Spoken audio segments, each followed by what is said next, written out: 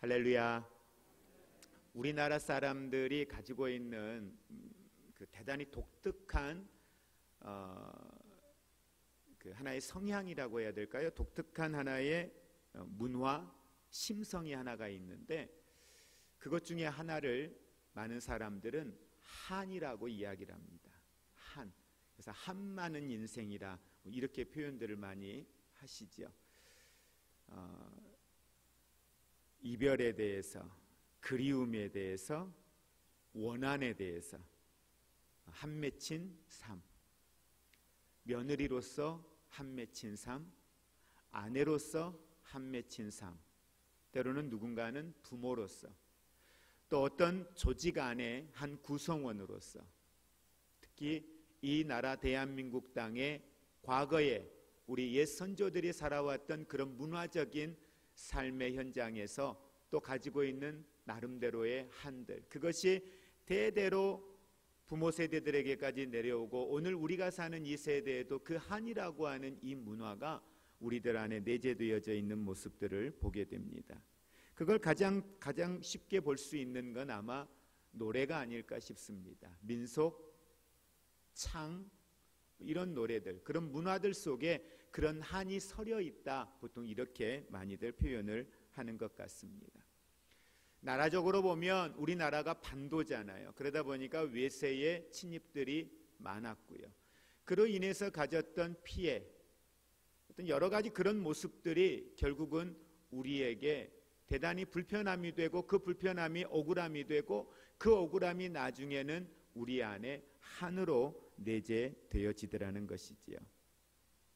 우리나라뿐만 아니라 미국의 흑인 노예들의 애환을 담고 있는 그들의 흑인 연가들을 들어보면 그 안에도 그들의 애환이 담겨져 있는, 그들의 한이 서려져 있는 음악과 노래 가사들을 들여다 볼 수가 있는 것 같습니다. 그건 아마 세계 어느 나라를 가도 그들을 나름대로 그들이 가지고 있는 불편함과 억울함을 호소하고 있는 것들이 그 문화와 그 음악 속에 담겨져 있는 모습들을 봅니다. 이렇게 억울한 일, 불행한 일, 이런 일들을 당하였을 때 사람들은 우리가 방금 이야기하였던 한이라고 하는 걸 마음에 품게 됩니다. 그런데 성경은 우리에게 이야기를 하거든요. 너희가 그렇게 한을 품을 수밖에 없는 억울한 일이 삶의 현장에 있어도, 불편하고 속상하고 화가 나는 삶의 현장 가운데 있어도, 그럼에도 불구하고 데살로니가전서 5장에서 우리에게 이야기하고 있는 것은 범사에 감사하라고 이야기를 해요.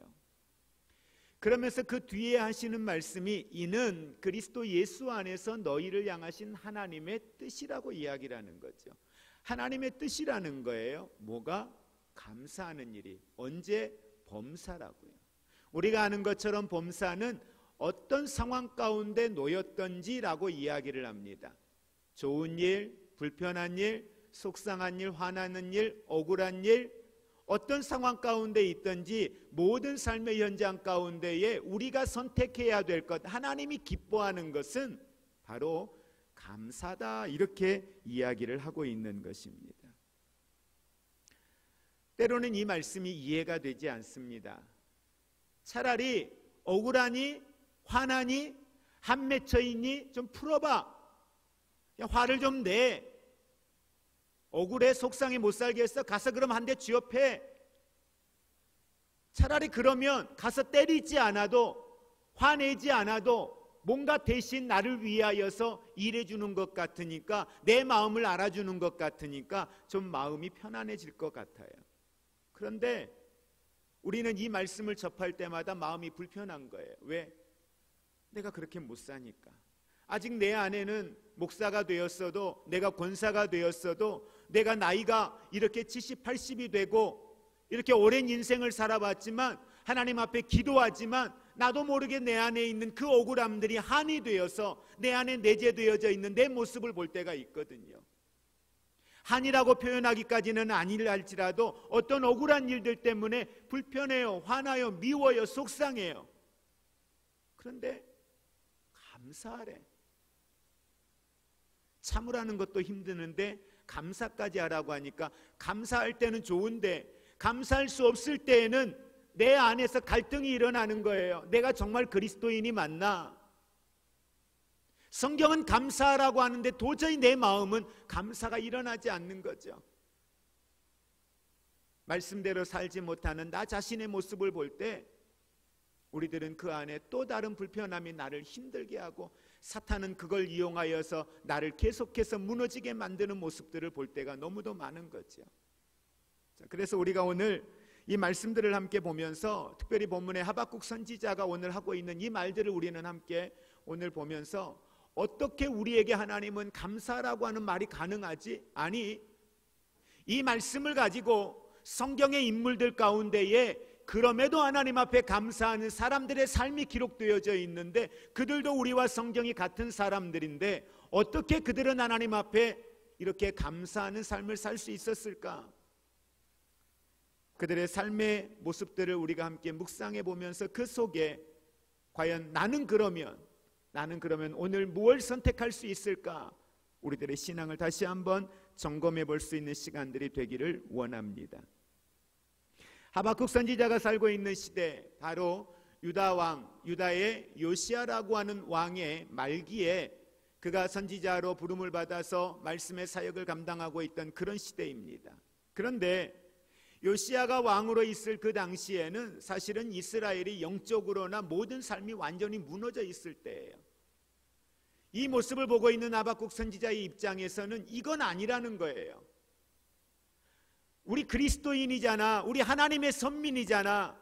우리에게는 살아계신 하나님이 계시고 우리는 하나님 앞에 거룩한 하나님의 백성인데 우리들의 삶의 모습을 들여다보면 이건 완전히 엉망인 거예요.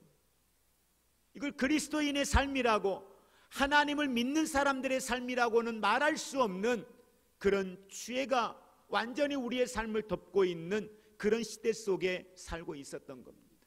그래서 하박국서 1장, 2장의 내용에 보면 하박국과 하나님과 대화가 계속해서 반복해서 이루어져요. 한 3번 정도의 반복해서 이루어지는 거예요. 첫 번째, 하박국 선지자가 하나님 앞에 기도합니다. 기도하면서 뭐라고 기도하냐면, 하나님, 언제까지요? 아니, 도대체 이 백성들을 어떻게 하려고 합니까? 언제까지 하나님 이들의 죄악을 보고 계실 겁니까? 이렇게 하나님 앞에 하박국 선지자가 기도를 하거든요. 그러니까 하나님이 그 기도를 들으시고 응답을 해요. 그래, 내가 갈대아 사람들을 들어서 저 백성들을 하나님이 치겠다는 거예요. 처음에 침묵하니까 침묵에 대해서 또 하박국이 이야기하니까 세 번째 내용에서 하나님이 그렇게 이야기하셔요. 내가 갈대아 사람들을 들어서 이 백성들을 내가 치리라, 이렇게 말씀을 하거든요. 그러니까 하박국이 보았을 땐 아니죠, 하나님. 갈대아 사람들이 어떤 사람들입니까? 하나님을 알지도 못하는 이방 사람들인데 저들이 어찌 하나님의 선민들을 공격할 수 있습니까? 저들을 어찌 하나님의 도구로 사용하셔서 하나님의 선민들을 때리실 수 있습니까? 그래도 그건 아니지요. 하나님이 하박국 선지자에게 하시는 말씀은, 갈대아 사람들을 들어서 이들을 치는 목적은 단순히 이스라엘을 징계하고 이스라엘을 멸망하기 위함이 아니라 이스라엘의 회복을 위함이라고 하는 걸 정확하게 하나님이 하박국 선지자에게 전달을 해줍니다. 그리고 더 중요한 건 그 다음에 그들을 도구로 사용했던 이 이방 갈대아 사람들, 하나님의 선민들을 공격했던 그 대가는 반드시 치르게 하겠다라고, 갈대아 사람들을 멸망케 하겠다라고 말씀을 하고 있거든요. 그러니까 이 말을 들으니까 하박국 선지자가 하나님이 결국은 이 이스라엘 백성들을 회복시키겠구나, 회복시키려고 하나님 이렇게 하시는구나, 그러면서 그걸 받아들여요. 그런데 받아들이면서 시작되어지는 말씀이 오늘 16절의 말씀이에요. 16절 같이 한번 우리 다시 합독합니다. 내가 들었으므로 내 창자가 흔들렸고 그 목소리로 말미암아 내 입술이 떨렸도다. 무리가 우리를 치러 올라오는 환난 날을 내가 기다림으로 썩이는 것이 내 뼈에 들어왔으며 내 몸은 내 처소에서 떨리는도다. 이 3장 시작부터 오늘 15절 여기까지 내용이 이스라엘 백성들을, 이 갈대아 사람들을 들어서 어떻게 공격할 것인지, 쉽게 말하면 어떻게 그들을 혼내줄 것인지, 이 내용들이 기록되어 있거든요. 이 내용들을 듣고 난 이후에 이 하박국 선지자가 듣고 보니까 이게 어마무시한 일이거든요. 그 말을 듣고 났는데 하박국 선지자가 내 창자가 떨렸다라고 이야기해요. 감당할 수 있을까? 이겨낼 수 있을까? 말만 들어도 엄청난 징계인 거예요. 차라리 죽는 게 낫다라고 할 만큼 그 고통이 이루 말할 수 없는 거예요. 오죽하면 하박국 선지자가 내 창자가 떨렸다, 내 뼈가 썩어져 가는 것 같았다, 내 몸이 내 처소에서 떨려 견딜 수 없는 그 모습을 하박국은 지금 표현을 하고 있는 것입니다. 그런데 보세요. 잠언 17장 22절에도요 이렇게 표현하거든요. 마음의 즐거움은 양약이라도 심령의 근심은 뼈를 마르게 한다 그래. 이게 의학적으로도요 사람이 근심하고 염려로 가득 차면은요 실제적으로 이런 일들이 일어난답니다. 그게 자기 몸 안에서 막 나타나는 것 같은 거예요. 그만큼 두려운 거예요. 그런데 그런 두려움 앞에 어떻게 이 하박국 선지자가 오늘 18절과 19절에 있는 이 고백을 할 수 있느냐는 거예요. 18절 19절 함께 같이 합독합니다. 나는 여호와로 말미암아 즐거워하며 나의 구원의 하나님으로 말미암아 기뻐하리로다. 주 여호와는 나의 힘이시라. 나의 발을 사슴과 같게 하사 나를 나의 높은 곳으로 다니게 하시리로다. 아멘. 뭐라고 고백합니까? 여호와로 말미암아 즐거워하며 나의 구원의 하나님으로 말미암아 기뻐하리로다라고 이야기하는 거예요. 도저히 기뻐할 수 없는 두려움과 좌절과 절망 가운데 있을 수밖에 없는, 그냥 적당히 하시고 깨닫게 하시고 돌아오게 하시면 좋겠는데 하나님이 매를 들어 징계하시겠다고 하는 건 내가 보지도 듣지도 못한, 이건 상상할 수 없는 고통을 수반한 그런 징계가, 그것도 갈대아 사람들을, 저 무지막지한 갈대아 사람들을 들어서 하나님이 하시겠다는데 상상만 해도 이거는 생각할 수 없는 고통인 거예요.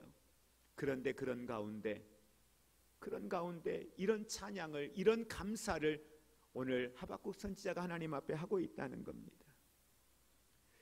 어떻게 이게 가능할까? 우리 처음 서론에서 말씀드렸던 그 주제, 억울한데 화나는데 생각만 하면 막 피가 거꾸로 솟는 것처럼 견딜 수가 없는데 성경은 내 안에 범사에 감사하라고 하는 거예요. 어떻게 이게 가능하겠느냐는 거예요. 어떻게 하박국 선지자는 이런 상황들 속에 이런 감사가, 이렇게 하나님을 찬양하고 하나님을 예배하는 일들이 가능했겠느냐라는 거예요. 바로 그것은 불신앙과 불의로 치닫고 있던 백성들이 하나님의 징계와 채찍을 통하여 그들이 하나님 앞에 회개하고 그 불신앙과 우상들을 버리고 하나님만을 바라보는 거룩한 신앙의 사람들로 바뀌어질 것을 생각하니까 이후에 이루실 하나님의 놀라운 일들이, 그것이 기대감이 되고 그것이 소망이 되는 거예요. 하나님의 거룩한 섭리와 뜻이 이 갈대아 사람들을 사용하시는 하나님의 그 섭리가 어디에 있는지를 아니까 그럼에도 불구하고 그 가운데에서 감사할 수 있다라는 겁니다. 여러분, 범사에 하나님의 뜻임을 믿는 신앙은 하나님을 의뢰할 수 있습니다. 무슨 일을 만나든지 절대적으로 하나님을 의심하지 아니하고 의지하는 믿음이 하나님의 뜻을 믿는 신앙으로 당연히 가능할 수 있다는 이 사실들을 기억하시기를 주의 이름으로 축복을 드립니다. 무슨 일을 만난다 할지라도 절대로 하나님만을 신뢰한다면 여러분, 우리는 반드시 승리할 수 있음을 믿으시기를 바랍니다. 우리 잘 알고 있는 다니엘서 3장에 기록되어져 있는 말씀, 바벨론의 느부갓네살 왕이 주변의 모든 열방의 국가들을 다 평정했습니다. 이스라엘을 지배하고 이스라엘의 유능한 인재들을 포로로 데려와서 그들 안에 훈련하여 양육하여 그들의 일꾼으로 쓰기 위하여서 많은 일들을 준비하던 그 시대에 느부갓네살 왕이 이제는 세계 어느 나라와 견주어도 내가 비교하여 결코 뒤지지 않고 열방의 국가들의 왕이 되어져 있는 상황에 금신상을 만들어 놓고 모든 사람이 자신 앞에 무릎을 꿇게 하고 자신을 경배하게 만들었습니다. 모든 사람들이 느부갓네살 왕 앞에 주저하지 아니하고 모두가 다 그를 신처럼 여기고 그 앞에 경배했거든요. 그런데 유독히 우리가 잘 아는 것처럼 다니엘의 세 친구인 사드락, 메삭, 아벳느고 이 세 사람은 그들 앞에 무릎을 꿇지도 아니할 뿐만 아니라 그를 경배하지도 않는 거예요. 이 내용들을 전해들은 느부갓네살 왕은 이들을 너무도 아꼈기 때문에 그들에게 다시 한번 기회를 주지요. 그들에게 다시 한번 기회를 주지만 그것들은 이 상황을 받아들이지 않습니다. 받아들이지 아니할 때에 느부갓네살 왕이 화가 나서 당시에 화형을 처하는데 풀무 가운데에 그들을 넣어서 화형을 처하는데 이 풀무에 있는 불을 갖다가 7배나 더하여서 불을 더 강하게 활활 타오르게 하고 난 후에 이 세 사람을 그곳에 집어넣겠다고 협박을 하는 거죠. 그런데 그 협박 앞에 이 세 사람이 느부갓네살 왕을 향하여 외치는 소리를 한번 들어보시기 바랍니다. 오늘 너희를 극렬히 타는 불물불 가운데 던져 넣을 것이니 능히 너희를 내 손에서 건져낼 신이 어떤 신이겠느냐. 그럴 때 사드락, 메삭, 아벳느고가 왕에게 대답합니다. 느부갓네살이여, 우리가 이 일에 대하여 왕에게 대답할 필요가 없나이다. 만일 그럴 것이면 왕이여, 우리가 섬기는 우리의 하나님이 우리를 극렬히 타는 불무 가운데에서 능히 건져내시겠고 왕의 손에서도 우리를 건져내실 것입니다. 그러나 그리 아니하실지라도 우리는 결코 왕의 신들을 섬기지도 아니할 뿐만 아니라 왕의 세우신 금신상 앞에 절하지도 아니할 것입니다. 그 유명한 그리 아니하실지라도의 고백이 이들의 입술을 통하여 고백되어지고 있습니다. 여러분, 오늘 이들의 고백은 전적으로 하나님을 의뢰하다가 죽는 일을 당한다 할지라도 그것마저 하나님의 뜻임을 믿고 받아들이겠다는 것입니다.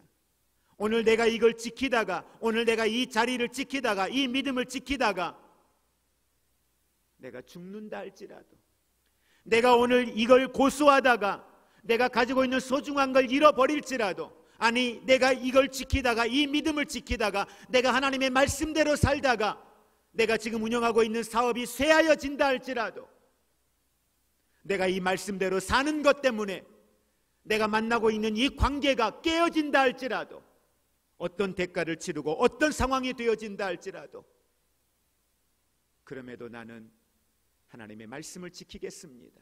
그럼에도 나는 하나님이 나의 주 되심과 내가 하나님의 거룩한 백성이라는 이 사실에 대하여서는 결코 변하지 않습니다. 나는 부인할 수 없습니다. 나는 포기할 수 없습니다. 나는 하나님의 백성입니다. 이 고백을 하고 있는 것입니다. 여러분, 이런 담대함이 어디에서 나올까요? 이런 신앙의 고백이 어디에서 나올 수 있을까요? 죽음 앞인데요. 재산 잃어버리면 다시 모으면 되겠지요. 건강 잃어버리면 다시 건강 찾으면 되겠지요. 그러나 내 생명이, 이 생명이 죽을 수 있는 마지막의 자리인데 그 누구도 이들을 구해주기 위하여 어떤 특공대가 준비되어 있는 것도 아니고요. 주변의 열방의 국가들이 느부갓네살 왕을, 바벨론을 향하여 공격하기 위하여 준비하고 있는 것도 아니고요. 사방으로 우겨싸움을 당하는 것처럼 피할 길이 전혀 없는 상황, 왕의 말 한마디면 이제 죽을 수밖에 없는 상황, 그 상황 앞에 그들이 포기하지 않는 이 믿음은 어떻게 가능할 수 있느냐는 거예요. 그건 철저하게 하나님을 향한 하나님의 사랑을 의심하지 않는 믿음, 하나님에 대한 신뢰인 거예요. 결국은 우리가 잠언 3장에 있는 말씀을 인용해서 많이 말씀드리잖아요. 내 명철을 의지하지 말고 범사의 그를 인정하라. 그게 하나님을 인정하는 거예요. 어느 곳에 있든지 하나님이 나와 함께 하신다, 하나님이 나를 도우신다, 나를 지키신다. 그런데 내가 그럼에도 불구하고 이 저 불무불 가운데 들어가서 죽는다 할지라도 무엇과 바꿀 수 없어요.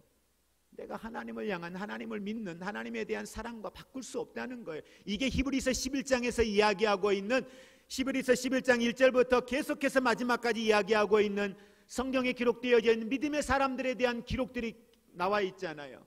그러면서 마지막에 뭐라고 말합니까? 이런 사람들은 어떤 사람이에요? 세상이 감당할 수 없는 사람들이라고 이야기하는 겁니다. 어떤 사람을 세상이 감당할 수 없어요. 어떤 사람이 사탄이 감당할 수 없어요. 하나님을 신뢰하는 사람. 로마서 8장 38절 이하에 내가 확신하노니 사망이나 생명이나 천사들이나 권세자들이나 현재일이나 장래일이나 능력이나 높음이나 깊음이나 다른 아무 피조물이라도 우리를 우리 주 그리스도 예수 안에 있는 하나님의 사랑에서 끊을 수 없다라고 이야기합니다. 하나님이 나를 향한 사랑에서 끊을 수 없을 뿐만 아니라 이제는 우리가 아까 이야기했던 히브리서 11장에 있는 것처럼 내가 하나님을 향한 사랑, 내가 하나님을 향한 신뢰에서 세상에 그 무엇도 끊을 수 없는 믿음의 사람들이 되시기를 주의 이름으로 축복을 드립니다. 이런 하나님을 신뢰할 때, 이런 하나님의 살아계심을 믿을 때에 우리는 도저히 감사 못할 억울한 상황 속에서도 그럼에도 우리는 살아계신 하나님 난 여호와로 인하여 그 하나님 한 분만으로 감사하며 기뻐하며 오늘을 살아가게 되는 하나님의 사람들이 되시기를 주의 이름으로 축복을 드립니다. 하나님의 사랑은 그 아들을 아끼지 아니하신 사랑이잖아요. 하나님의 그 사랑은 나의 영혼 구원을 위하여 당신을 내어주신 하나님의 사랑이잖아요. 그게 바로 하나님의 사랑인데 아들을 주신 이가 다른 걸 주시는 걸 아까워하겠습니까? 당신의 생명을 주신 이가 당신이 손에 쥐고 있는 다른 걸 주는 걸 아까워하겠냐는 거예요. 아까워하지 않죠. 근데 그분은 줄 능력이 있잖아요. 근데 그분이 나를 사랑하거든요. 그러니 감당하게 하고 승리하게 하실 줄로 믿으시기를 바랍니다. 그래서 한번 우리 고백해 볼까요? 감사는 우리의 선 자리를 축복의 자리로 바꾸어 놓습니다. 아멘. 여러분이 어디에 서 계시든 중요하지 않아요. 중요한 건 어디에 서 계시든 그 자리가 여러분들이 감사로 하나님 앞에 나아갈 수 있다면 그 자리를 하나님은 축복의 자리로, 하나님의 영광의 자리로 바꾸어 주실 줄로 믿으시기 바랍니다. 자, 우리 17절 말씀 한 절 더 보겠습니다. 비록 무화과 나무가 무성하지 못하며 포도나무에 열매가 없으며 감람나무에 소출이 없으며 밭에 먹을 것이 없으며 우리의 양이 없으며 외양간에 소가 없을지라도. 자, 무슨 상황을 이야기합니까? 갈대아 사람들이 들어와서 우리 공격하면 우리의 땅에 있는 모든 걸 다 짓밟아 버릴 거라는 거예요. 기본적인 우리의 생계의 수단이 될 만한 모든 것들도 다 짓밟아 버릴 거라는 거예요. 이런 상황을 지금 하박국 선지자는 이야기합니다. 이 말을 달리 표현하면 무슨 말이냐면 사업하는 사람들 사업이 망하고 부도가 납니다. 재산을 다 잃어버립니다. 직장도 잃습니다.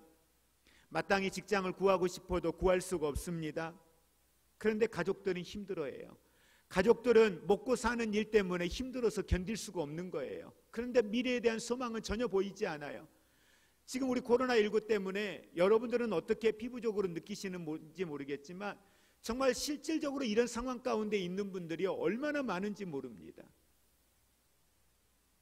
선교지에 계시는 선교사님들 몇 분 통화하면서 얘기 나눠보니까 실제 이런 가운데 있는 분들이 계셔요.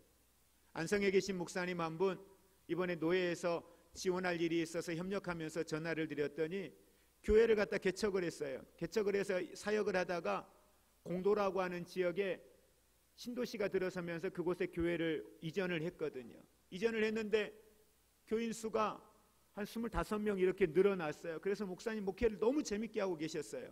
불과 몇 개월 만에 25명의 교인 수가 늘어나고 예배가 드려지니까 얼마나 좋았겠습니까? 그런데 2월달 코로나가 딱 오면서 모든 사람들이 다 교회 발을 끊는 거예요. 한 사람도 나오지 않고 가족들끼리 예배를 드려요. 그런데 더 설상가상으로 어려움에 처한 건 작년 말에 목사님께서 따님이 피아노를 하는데 피아노 이 달란트가 있는데 피아노 학원을 좀 해봐라 해서 따님이 일하면서 모아놨던 돈들을 갖다가 학원을 차린 거예요. 그리고 시작한 지 얼마 안 돼서 코로나가 와서 그것도 다 올스톱이 된 거죠. 피할 길이 아예 없는 거예요. 월세를 낼 수 없는 상황에 있는 거예요. 생활을 할 수 없는 상황 가운데 있는 거예요. 교회도 이런데요. 교회들도 이러는데 일용직에 있다가 일자리를 잃어버리신 분들 길이 없는 거예요. 피할 길이 없는 거예요. 자, 이런 상황 가운데 이런 환경 앞에 지금 놓이는 거죠. 그러니까 하박국이 이야기하는 건 이거보다 더 심한 거죠. 당장 먹고 살 것도 없을 만큼의 상황 앞에 직면을 하게 되는 거죠. 그런데도 불구하고 환경을 초월한 이런 감사와 이런 예배를 오늘 하박국은 하나님 앞에 드리고 있다라고 하는 사실입니다. 자, 그러면 중요한 여기서 질문을 하나 해봐요. 어떻게 하박국은 이런 최악의 환경 속에서 하나님 앞에 이런 감사의 예배를, 기쁨의 예배를 드릴 수 있을까? 왜 그래? 어떻게 이게 가능할까요, 여러분? 답은 어렵지가 않아요. 대단히 간단해요. 하나님이 계시기 때문에요. 하나님이 계시니까요. 그 하나님이 계시니까. 그 하나님은 고린도전서 10장 13절에 사람이 감당할 시험 밖에는 너희가 너희에게 당할 것이 없나니 오직 하나님은 미쁘시고 의로우사 너희가 감당치 못할 시험 당함을 허락지 아니하시고 어떻게 해주셔요? 시험 당할 쯤에 피할 길을 내어서 우리에게 능히 그것들을 감당하게 하시겠다고 약속하고 있거든요. 그 하나님이 계시는 거예요. 그 하나님이 살아계시는 거예요. 그 하나님이 나의 하나님이라는 거죠.